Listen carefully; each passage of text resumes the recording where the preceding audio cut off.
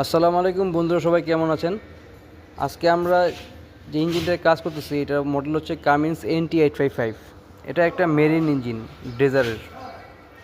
তো আমার ইঞ্জিনটাতে oil pressure low একটা ফল্ট আসতেছে। তো আমরা এটা কিছু কাজ করতেছি এবং কিছু জায়গায় আমরা এটার প্রেশারটা চেক করব লুব অয়েল ইনে এবং ফিল্টার আউটে।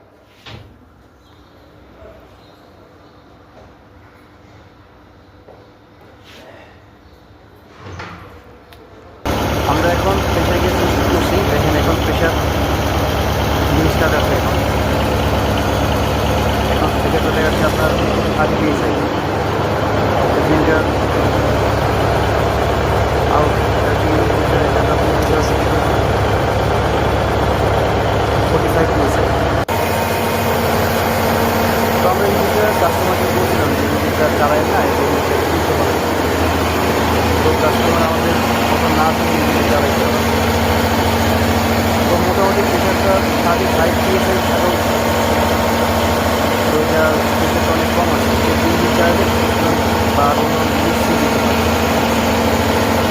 তো যদি আমরা প্রেশারটা কম পাইছি, আমরা লিকুইড পাম্পের একটা প্লাঞ্জার থাকে, প্লাঞ্জারটা আমরা খুলছি।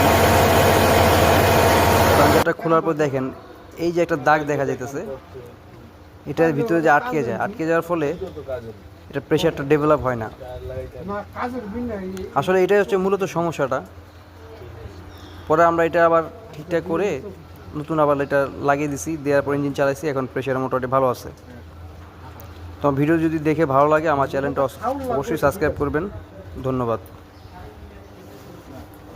দেড় দিনের রাস্তায় যে না খেয়ে থাকবে